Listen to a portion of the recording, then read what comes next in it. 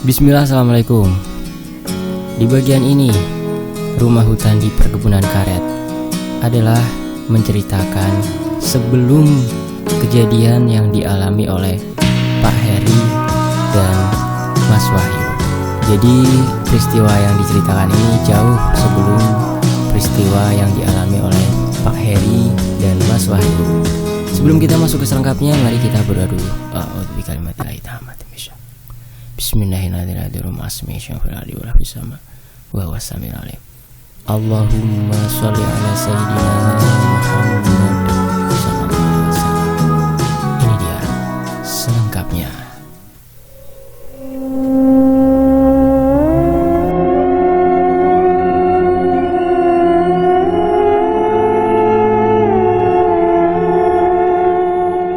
Mungkin nyari semua doa yang kuhafal sudah terucap pelan, namun ketakutan tetap di kepala tidak mau menghilang.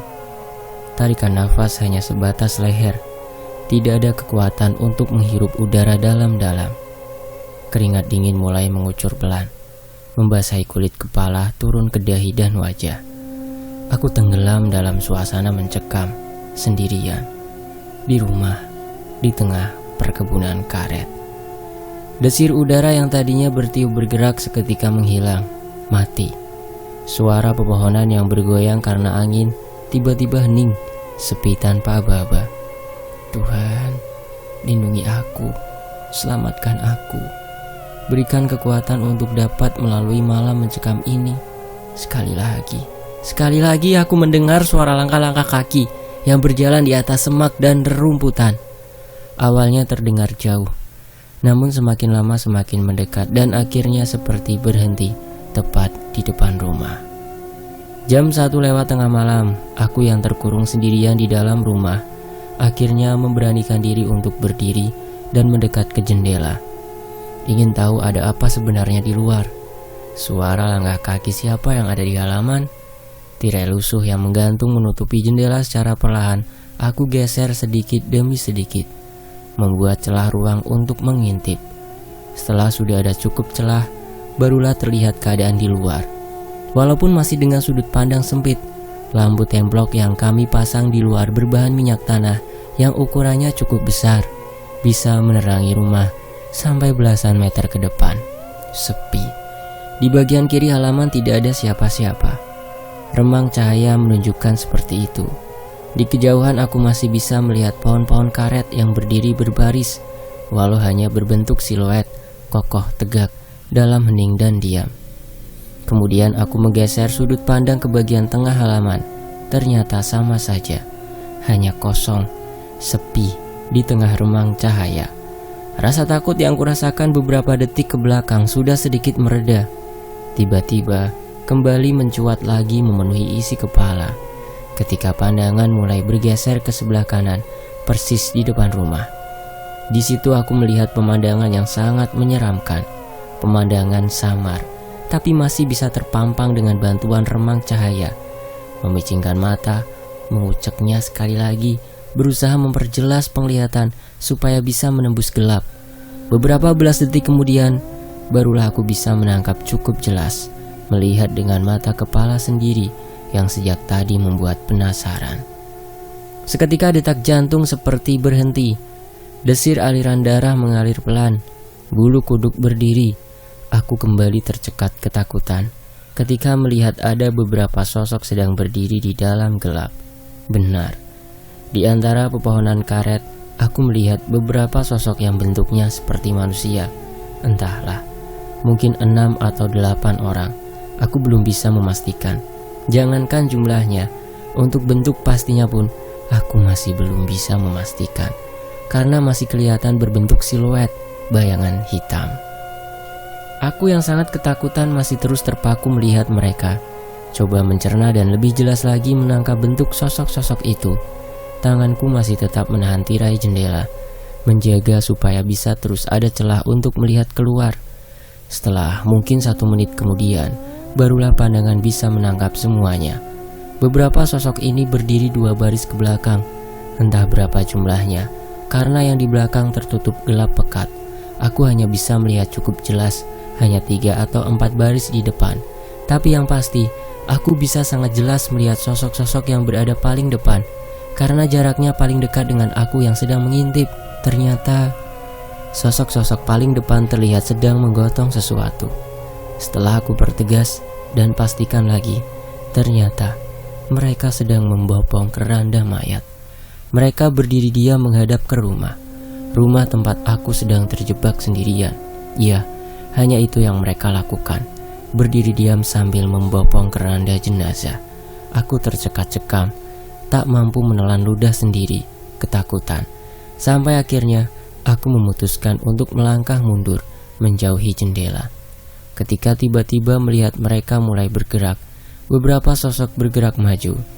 Melangkah, terlihat seperti melayang pelan, mendekat ke pintu rumah. Ya Tuhan, aku berdiri di sudut ruang tengah. Dalam remang cahaya petromak yang mulai kehabisan bahan bakar, keringat dingin mengucur, tubuh mulai gemetaran. Aku terus memandang ke arah pintu, berharap semoga tidak ada yang membukanya dari luar. Tapi harapan hanya tinggal harapan, karena aku melihat gagang pintu mulai bergerak-gerak dengan sendirinya, seperti ada yang sedang coba membukanya dari luar. Diam terpaku, hanya itu yang bisa aku lakukan. Beberapa belas detik kemudian, hal yang paling aku takutkan sejak tadi akhirnya terjadi. Pintu rumah mulai terbuka perlahan. Benar ada yang membukanya dari luar. Jadi rumah hantu di perkebunan karet ini adalah satu kisah yang sudah Mas Bri tulis di Twitter dan sudah menjadi bukunya. Yang kemarin Fakta Sejarah bawain itu versi bukunya ya. Dan di RHDPK ini atau rumah hantu di perkebunan karet ini menceritakan tentang satu rumah yang letaknya di tengah perkebunan karet. Perkebunan karet yang terletak di pedalaman Sumatera. Rumahnya serem banget gak Bri? Oh ya tentu saja, makanya dinamain rumah hantu. Terus perkebunan karetnya seram gak? Wah sangat seram itu perkebunannya. Untuk detailnya kemarin udah Fakta Sejarah bacain ya. Dan RHDPK ini merupakan kisah nyata, bukan rekaan atau karangan. Pelakunya masih ada, rumahnya mungkin juga masih ada. Kalau perkebunan karetnya jelas masih ada. Terus pelakunya masih ada gak Mas Bri? Ya masih ada, karena si pelaku adalah om gue sendiri, yaitu Om Heri, dan temannya yang bernama Wahyu. Makanya penulis berani bilang kalau ini kisah nyata, karena yaitu tadi, om gue sendiri yang mengalaminya. Ditambah gue juga pernah datang mengunjungi rumah perkebunan karet ini ketika masih kecil dulu. Jadi kurang lebih masih ingat detail bentuk rumah dan keadaan situasi perkebunan karetnya. Nah, sebenarnya walaupun udah banyak gue tulis, tapi cerita yang RHDPK ini belum selesai. Masih banyak kisah yang tersimpan, masih banyak cerita yang belum terungkap. Makanya dengan pertimbangan yang matang dan dengan banyak riset yang sudah gue dan tim lakukan, maka sepertinya sudah waktunya untuk mengeluarkan cerita RHDPK ini lagi. Tapi, iya ada tapinya. Tapi kami membungkusnya dengan judul prequel RHDPK. Kenapa prequel? Karena lingkup ceritanya akan membahas kisah dan waktu sebelum datangnya Om Heri dan Om Wahyu ke tempat kejadian. Jadi pelakunya akan beda, tapi rumah dan perkebunannya tetap sama, cuma agak lebih mundur lagi ke belakang, tepatnya di akhir tahun 1980-an. Kali ini pelakunya adalah Aldo, Sandi, dan Pak Rahman. Aldo dan Sandi adalah pemuda berumur 27 dan 29 tahun, kerja di Jakarta pada perusahaan swasta yang bergerak di bidang perkebunan. Sedangkan Pak Rahman umurnya 40 tahun, penduduk setempat yang nantinya jadi seperti guide bagi Aldo dan Sandi. Sampai sini sudah paham ya teman-teman ya? Kalau sudah paham, nanti kita lanjut cerita yang sudah banyak ditunggu-tunggu kelanjutannya.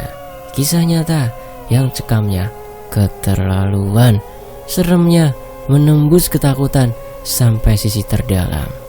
Yuk lanjut lagi bersama-sama kita menembus rindangnya perkebunan karet di RHDPK. Awal tahun 1988. Akhirnya berangkat juga ya kita, Dok. Hehehe. Ini semua gara-gara lu. Kenapa juga Mosi ditugasin di tengah hutan Sumatera? Itu percakapanku dengan Sandi ketika kami sudah duduk di dalam bus luar kota yang akan mengantar kami ke satu wilayah di satu kota kecil di perbatasan Sumatera Selatan. Aku, Aldo, bersama Sandi rekan kerjaku, kami ditugaskan oleh kantor untuk survei kelayakan dari satu wilayah perkebunan. Jadi rencananya perusahaan tempat kami bekerja ini akan membeli satu wilayah yang dulunya dipergunakan sebagai perkebunan karet. Namun katanya sudah kira-kira belasan tahun lamanya terbengkalai, maka dari itulah aku dan Sandi ditugaskan untuk datang mengunjungi untuk melihat-lihat keadaannya. Rencananya kami akan tinggal di sana selama 1 minggu. Ada beberapa penelitian dan tes juga yang akan dilakukan. Kami ingin tahu tingkat kesuburan tanah dan info lainnya. Awalnya aku keberatan dengan tugas ini dengan berbagai alasan. Salah satunya jauh dari keluarga dan tempat yang akan kami kunjungi. Ini jauh di pedalaman Sumatera. Mendengarnya saja sudah cukup seram, tapi akhirnya Sandi bisa membujukku dengan berbagai cara dan alasan. Hingga akhirnya aku luluh dan mau menemaninya menjalankan pekerjaan ini. Singkat cerita, setelah belasan jam perjalanan, akhirnya bus yang mengantarkan kami tiba di satu kota kecil. Jam 11 siang kami turun dari bus, lalu berdiri di pinggir jalan depan pertokoan. Matahari nyaris berada tepat di atas kepala. Panasnya menyengat mencairkan keringat. Kami dengan penampilan yang berbeda dengan warga setempat sedikit menarik perhatian. Beberapa mata terlihat memandang dengan penasaran. Kemana dulu nih kita, San? Lu pegang alamatnya kan? Tanya aku ke Sandi yang masih berdiri dengan wajah sedikit mengantuk. Iya, gue juga bingung baca alamatnya nih. Kotanya sih benar kota ini, jawab Sandi. Mungkin raut wajah kami memang kelihatan kebingungan, jadi tambah menarik perhatian banyak orang. Mau kemana, Bang? Tiba-tiba ada orang yang sudah berdiri di dekat kami. Kami mau ke alamat ini, tahu nggak, Bang? Jawab Sandi menunjukkan secari kertas di tangannya. Orang itu membacanya sebentar. Lalu dia bilang, "Oh, ini sih Pak Rahman, bos tanah. Ayo saya antar ke rumahnya. Gak jauh kok dari sini." Kebetulan yang menyenangkan, tentu saja kami senang mendengarnya dan ikut ajakan dari pemuda ini. Kami mengikuti langkahnya menuju ke arah belakang kota kecil ini. Menyusuri jalan tanah lebar menembus celah pertokoan yang berbaris berjajar. Memang kota kecil. Keramaian hanya di sepanjang jalan besar tadi, yang kebetulan merupakan jalan lintas Sumatera. Gak terlalu lama, hanya kira-kira 30 menit perjalanan, diselingi dengan obrolan santai, jadinya gak terlalu terasa. Tibalah kami di depan satu rumah kecil dengan halaman luas. Rumah sederhana, namun kelihatan sangat nyaman sebagai tempat tinggal. "Ayo Bang, kita masuk. Ini rumah Pak Rahman," ajak pemuda baik hati ini, yang belakangan kami tahu kalau namanya Kuswan. Ada yang menarik perhatian ketika kami sudah berada di halaman rumah. Tepat di depan teras, ada 3 motor berjajar. Aku bertanya-tanya dalam hati, kok banyak sekali motor yang dimiliki Pak Rahman? Setelah sudah berada di depan pintu, Kuswan mengetuknya. "Assalamualaikum." Agak lama kami menunggu. Sampai akhirnya pintu terbuka lalu muncul lelaki setengah baya dari dalam rumah. "Pak Rahman, ada tamunya nih," ucap Kuswan sambil tersenyum. "Oh, Mas Andi dan Mas Aldo ya? Hehe, saya Rahman," ucap beliau dengan senyum ramah. Kemudian beliau mempersilahkan kami duduk di kursi teras. Disitulah kami mulai berbincang. Setelah itu Kuswan yang sudah berbaik hati mengantarkan pergi setelah kami sudah mengucap banyak terima kasih. Jadi singkatnya, Pak Rahman ini adalah orang yang ditunjuk oleh perusahaan untuk jadi semacam guide yang akan memandu kami dalam rangka survei ini. Pak Rahman juga merupakan orang kepercayaan dari pemilik lahan. Beliau sudah lama tinggal di kota kecil ini dan juga kurang lebih sudah sangat tahu keadaan dan situasi lahan perkebunan karet yang akan kami tuju. "Kira-kira saya sudah 15 tahun tinggal di sini dan sudah 5 tahun bekerja untuk pemilik lahan yang mas-mas ini mau datangi," begitu katanya. Menurut cerita Pak Rahman, dia sebenarnya sangat jarang datang ke perkebunan karet ini. Hanya sesekali saja kalau ada orang yang datang untuk melihat-lihat dengan tujuan untuk membeli Seperti kami inilah kira-kira. Yang pasti perkebunan karet itu sudah lama terbengkalai. Karetnya sudah lama tak disadap. Semak belukar dan rumput ilalang tumbuh subur hampir di setiap sudut lahan. Pokoknya lihat saja sendiri nanti ya, hehehe, ucap Pak Rahman, lagi-lagi dengan senyuman. Berapa lama perjalanan dari sini, Pak? Tanyaku. Kira-kira 1 jam lebih perjalanan menggunakan motor. Nah, itu motornya sudah saya siapkan, hehehe. Pak Rahman menunjuk ke 3 motor terparkir di halaman yang tadi sempat menarik perhatian. Ternyata motor-motor itu disiapkan untuk kami. Nanti Mas Aldo dan Mas Sandi bisa pakai 2 motor itu untuk transportasi. Hehehe. Syukurlah kami nggak harus berjalan kaki perkebunan karet, pikirku dalam hati. Tapi 1 jam lebih perjalanan bermotor juga cukup melelahkan sih. Rumah tempat menginap juga sudah disiapkan dan dibersihkan, tinggal mengisi saja. Malam ini saya bisa menemani menginap di sana sampai besok sore. Lusa saya ada keperluan, jadi nggak bisa menemani, lanjut Pak Rahman. Oh ya Pak, apa rumah tempat kami tinggal dekat sini Pak? Tanya Sandi penasaran. Loh, memang kalian gak dikasih tahu?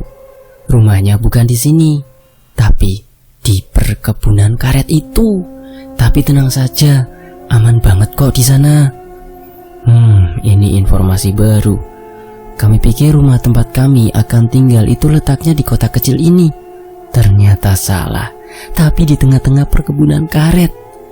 Ya sudah, nggak ada lagi yang bisa kami lakukan selain menuju perkebunan karet itu, lalu menyelesaikan pekerjaan supaya lekas kembali ke Jakarta. Kalau sudah siap, nanti setelah makan siang kita langsung berangkat saja ke perkebunan ya, ucap Pak Rahman. Aku dan Sandi mengangguk setuju. Setelah itu kami melanjutkan perbincangan. Lebih banyak berisi mengenai perkebunan karet, tapi sesekali membincangkan hal lainnya. Pak Rahman yang sangat ramah dan suka bercanda menjadikan kami betah berlama-lama berbincang dengannya. Nyaris jam 1:30 siang, kami memulai perjalanan. Matahari mulai sedikit condong ke barat, tapi panasnya masih terasa membakar kulit. Mengendarai motor masing-masing, Pak Rahman berada paling depan. Aku dan Sandi mengikuti dari belakang. Kami menuju keluar kota kecil yang tidak terlalu ramai ini. Awalnya menyusuri jalan aspal yang di kanan kirinya berdiri bangunan pertokoan kecil berjajar berbaris memenuhi sisi jalan. Tapi lama-kelamaan barisan toko itu berkurang dan akhirnya menghilang. Karena kami mulai berbelok keluar dari jalan besar beraspal berganti jalan tanah yang tidak terlalu lebar. Di sini mulai memasuki wilayah hutan yang Pak Rahman bilang kami memang harus melalui hutan belantara dulu sebelum masuk wilayah perkebunan karet. Dan benar, hutan yang kami telusuri kurang lebih bisa disebut belantara.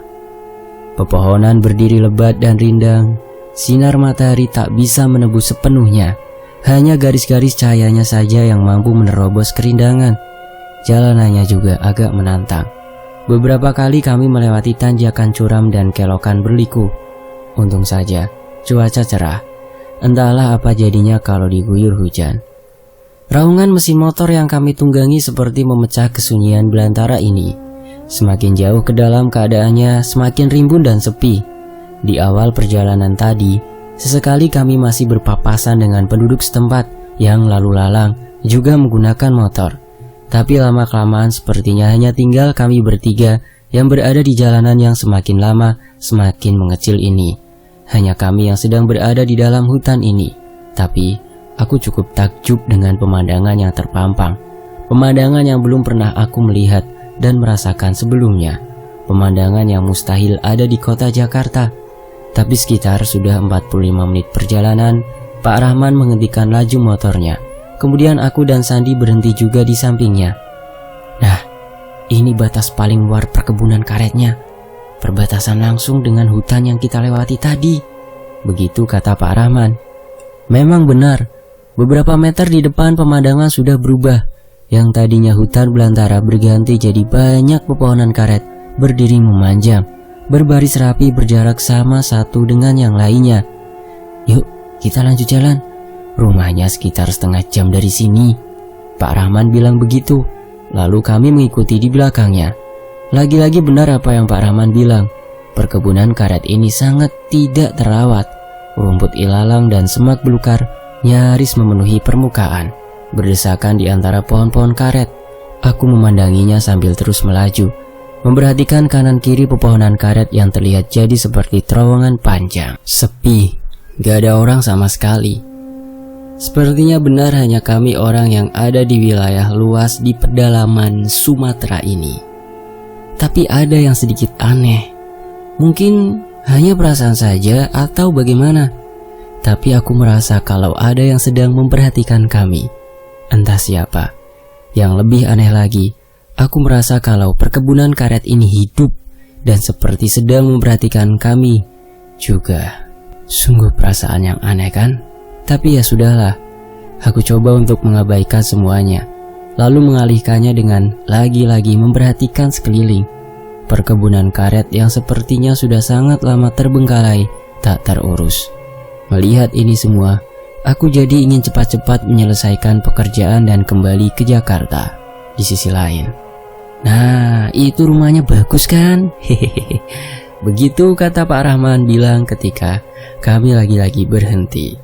Kali ini di atas kontur tanah yang agak tinggi. Dari tempat ini kami bisa melihat rumah yang ditunjuk oleh Pak Rahman. Jaraknya sekitar 50 meter di depan kami berada. Rumah yang tak terlalu besar, enggak berpagar. Rerumputan hijau tergelar nyaris menutupi seluruh halamannya. Yuk, kita ke sana. Lalu kami menuju ke rumah itu. Kemudian persis di depan rumah kami memarkirkan motor. Jadi rumah ini letaknya memang di ujung perkebunan. Di belakangnya sudah bukan pepohonan karet lagi. Nanti mas-mas bisa melihatnya sendiri. Hehehe. Aku dan Sandi memperhatikan sekitar. Masih jam 3 sore, tetapi suasananya sudah sangat sepi. Hanya suara obrolan kami saja yang terdengar. Selebihnya sunyi. Di sini belum ada listrik, tapi lampu minyak tanah dan petromak sudah saya siapkan semuanya. Termasuk kompor dan peralatan makan sudah ada. Hehehe. Kira-kira berapa lama di sini ya? Kalimat Pak Rahman diakhiri dengan pertanyaan. Paling lama 1 minggu, Pak. Tapi kalau memang pekerjaan sudah selesai kurang dari seminggu ya kami akan pulang, jawab Sandi. Gak lama setelah berbincang di luar, lalu kami masuk ke dalam rumah. Rumah dengan 2 kamar besar di depan dan 1 kamar yang lebih kecil di belakang. Di depan 2 kamar besar, ada ruang tamu atau ruang tengah yang cukup besar. Di dalamnya ada sofa panjang, meja kayu, dan 2 kursi. Yang menarik, kamar mandi di rumah ini masih menggunakan sumur sebagai sumber air. Tenang saja, air yang ada di sumur ini sangat bersih, bisa digunakan sebagai air minum setelah dimasak. Pak Rahman bilang begitu ketika kami sedang melihat isi kamar mandi dengan sedikit keheranan. Di depan kamar mandi ada dapur kecil dengan perlengkapan memasak seadanya. Oh ya, di belakang rumah ternyata pepohonan bambu. Sungguh banyak pohon bambu yang berdiri di situ. Setelah selesai berkeliling, kami lalu membereskan barang-barang bawaan, meletakkannya di kamar depan. Aku dan Sandi memutuskan tidur di kamar yang sama nantinya. Sementara kamar tengah akan diisi oleh Pak Rahman yang malam ini rencananya akan menginap di sini juga. Hari pun terus bergulir menjadi sore, mendekati malam. Di sisi lain, jam 8 malam. Setelah makan kami berbincang di ruang tengah. Lampu petromak jadi sumber penerangan. Dalam jangka beberapa waktu, kami harus memompanya agar bisa terus menyala terang. Mas-mas bisa tenang bekerja di sini. Kalau boleh tahu survei apa saja sih yang akan dilakukan? Tanya Pak Rahman sambil menghisap rokoknya. Gak banyak kok Pak, hanya mengukur luas lahan, menghitung banyaknya pohon karet, kesuburan tanah, dan sebagainya. Kira-kira seperti itu Pak, jawab Sandi. Harapannya sih enggak sampai seminggu kami sudah selesai Pak, sambungku. Perbincangan cukup seru dan menarik, ditambah Pak Rahman yang sepertinya orang yang sangat senang bercerita tentang apa saja. Tapi pikiranku sesekali teralihkan, memperhatikan situasi dan keadaan rumah ini dan perkebunan karet di luar. Heningnya sungguh benar adanya. Gak ada suara sama sekali selain suara dedaunan yang bergoyang tertiup angin. Kenapa mas? sepi sekali ya. Ya namanya juga di tengah hutan kan. Pak Rahman membuyarkan lamunanku. Iya pak, saya sama sekali belum pernah merasakan tinggal di tempat seperti ini, jawabku. Di sisi lain, masing-masing gelas kopi sudah habis, hanya menyisakan bubuknya saja. Entah sudah berapa batang rokok yang sudah kami habiskan dalam menemani percakapan. Tak terasa sudah nyaris jam 11 malam. Angin dingin mulai menyeruak masuk ke dalam rumah dari pintu depan, yang memang sengaja kami buka sejak tadi. Sementara di luar sana gelapnya sudah gak karuan. Yang terlihat hanya batang-batang besar pepohonan karet yang kelihatan dari kejauhan. Obrolan kami pun sudah mulai banyak jeda. Sepertinya sudah hampir habis bahan perbincangan. Ditambah aku dan Sandi memang sudah sangat kelelahan. Tapi sekali lagi aku membakar rokok, lalu berdiri dari duduk dan berjalan menuju pintu. Aku ingin melihat pemandangan di luar. Pemandangan yang belum pernah aku lihat sebelumnya. Gelap, pekat, perkebunan karet. Nyaris tidak ada objek yang bisa tertangkap indera penglihatan. Nah, ketika sudah beberapa menit berdiri di pintu, aku mendengar sesuatu. Aku mendengar suara yang cukup aneh. Sama sekali aku tidak pernah mendengar suara ini sebelumnya. Trek, trek, trek. Kira-kira seperti itu. Aneh. Suara apa sih? Aku menajamkan pendengaran. Coba menangkap lagi suara yang awalnya tadi terdengar di kejauhan. Trek, trek, trek. Kedengaran lagi. Kali ini jaraknya seperti sudah lebih dekat. Trek, trek, trek. Terdengar lagi beberapa kali. Pak, itu suara apa ya? Pak Rahman dengar kan? Tanyaku kepada Pak Rahman, yang aku perhatikan dari wajahnya juga seperti keheranan. Oh, itu suara binatang malam, sejenis jangkrik lah, jawab Pak Rahman enteng. Ah, masa sih jangkrik suaranya seperti itu? Sepertinya gak begitu. Kalau jangkrik aku sudah sering mendengar suaranya, bergumam aku dalam hati. Trek, trek, trek. Suara itu muncul lagi. Kali ini kedengaran sangat jelas, dan sepertinya sumber suara berada dekat rumah. Sudah malam, yuk kita tidur aja, istirahat. Mas Aldo, tutup pintunya dan jangan lupa dikunci ya. Tiba-tiba Pak Rahman bilang begitu, entah kenapa. Ya sudah, aku dan Sandi menurut. Kami langsung membereskan semuanya, menutup pintu dan menguncinya, lalu masuk kamar depan. Sementara Pak Rahman tidur di kamar tengah.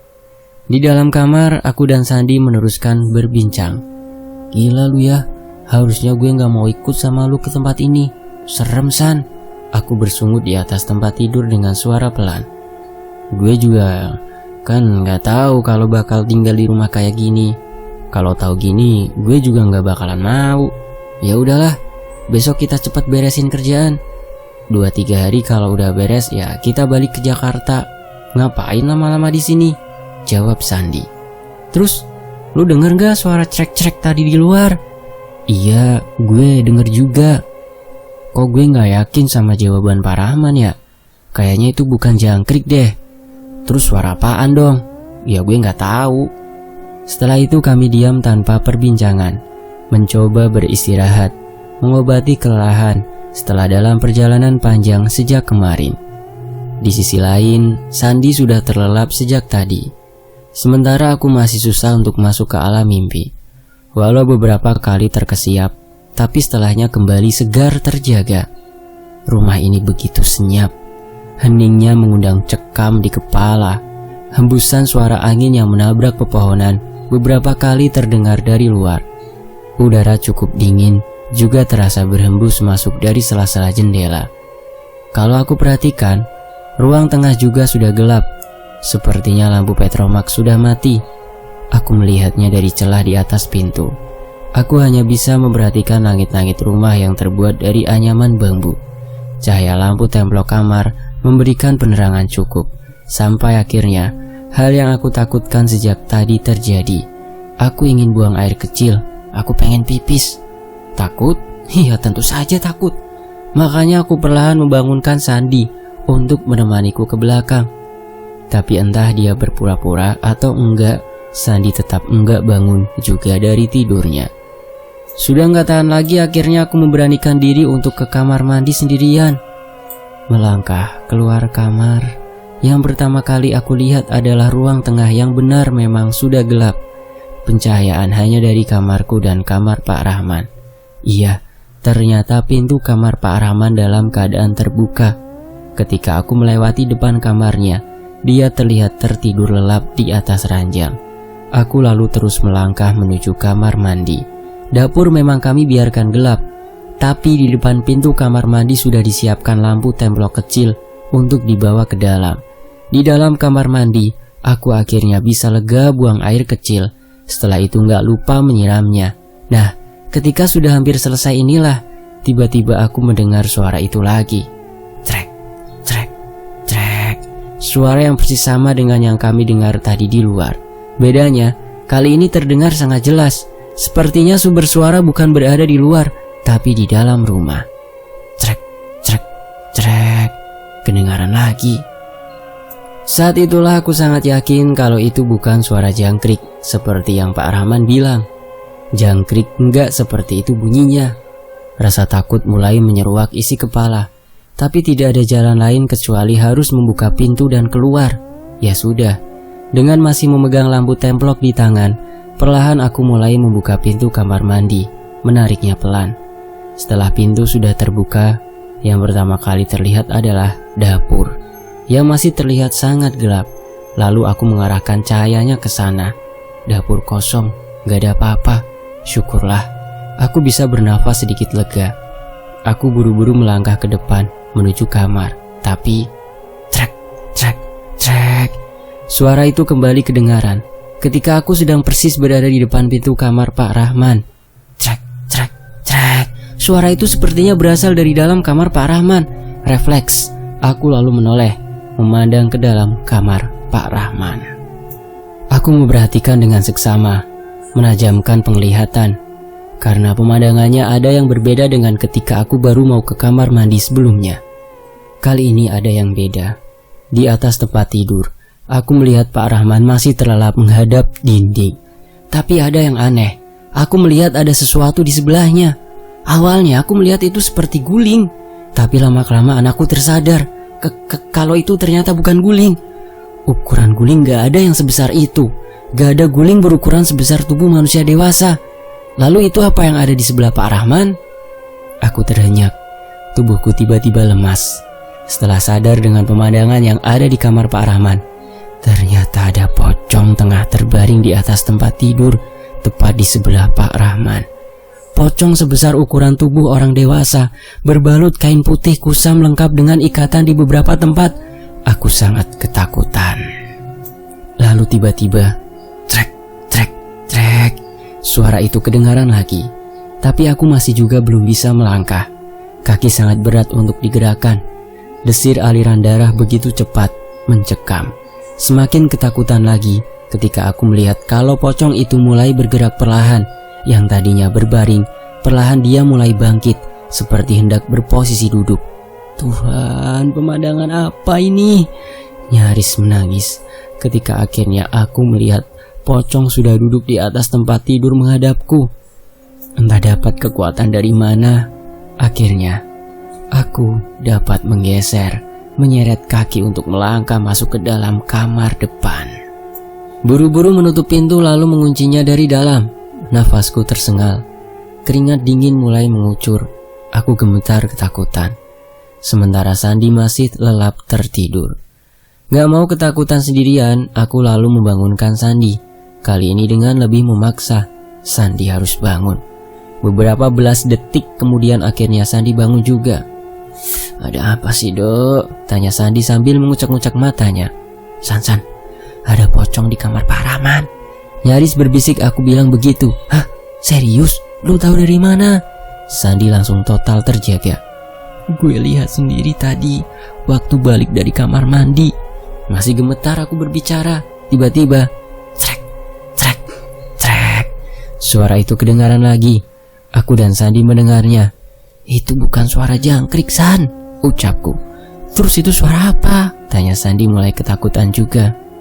Kayaknya itu suara pocong. Ah, gila lu, serem amat. Coba lihat aja sendiri kalau nggak percaya. Entah apa yang ada di kepala Sandi. Dia malah berdiri lalu berjalan mendekati pintu, kemudian membukanya perlahan. Sandi mengintip keluar. Nggak lama setelah mengintip, Sandi lalu memandangku dengan wajah pucatnya. Dia kelihatan sangat ketakutan. Bersambung. Kira-kira apa yang dilihat oleh Sandi ya? Apakah sama dengan Aldo? Nantikan kelanjutannya hanya di Fakta Sejarah. Saya pamit. Wassalamualaikum warahmatullahi wabarakatuh. Alhamdulillahirabbil alamin.